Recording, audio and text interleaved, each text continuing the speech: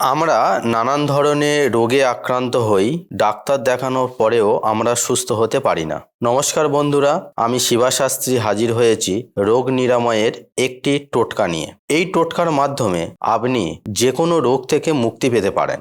বন্ধুরা, এই টোটকাটি করার আগে আমার ভিডিওটি ভালো করে দেখে নিয়ে করুন। যদি বুঝতে অসুবিধা হয় তাহলে আমার স্ক্রল বারে ফোন নম্বর দেওয়া আছে, ভালো করে জেনে নিয়ে কাজটি করুন। বন্ধুরা, এবার কি করতে হবে তা মন দিয়ে শুনুন। যে কোনো শনিবার দোকান থেকে একটি ভোজপত্র, একটি লাল পেন, একটি দেশলাই, একটি মোমবাতি, একটি হলুদ পাতিলেবু, 3টি সূঁচ, একটি ছোট কালো কাপড় বা রুমাল কিনে নিয়ে বাড়িতে আসুন। ওই দিন সন্ধ্যার পরে একটি নির্জন ঘরে শুদ্ধ আসনে উত্তর দিকে মুখ করে মোমবাতি জেলে বসতে হবে।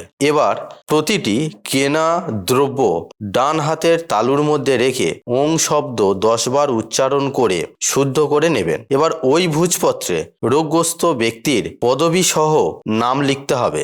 এবার লেবুর গায়ে গর্ত করে ওই ভোজপত্রটি মুড়ে লেবুর ভিতরে প্রবেশ করাতে হবে। তারপর 3টি সূঁচ লেবুর গায়ে গেঁথে দিতে হবে। এবার ওই লেবুটি ডান হাতের তালুর মধ্যে রেখে মুঠি বন্ধ করে দিতে হবে। হাতটি থাকবে নাভির ওপরে সামনের দিকে। এবার মহামৃত্যুঞ্জয় মন্ত্র 108 বার জপ করে ওই লেবুর ওপর একবার ফুঁ দিতে হবে। এবার লেবুটি কালো কাপড়ে বেঁধে শ্মশান বা কবরখানা বা নদীর ধারে পুঁতে দিতে হবে। এই কাজটি করার 3 দিন পর থেকে রোগগ্রস্ত ব্যক্তি ধীরে ধীরে তার স্বাভাবিক জীবনে ফিরতে থাকবে। বন্ধুরা, এই টোটকাটি করে উপকৃত হওয়ার পর যে সমস্ত ব্যক্তি এই সমস্যায় ভুগছেন তাদের কাছে এটি শেয়ার করে দিন, তারাও যেন এর মাধ্যমে উপকৃত হতে পারে।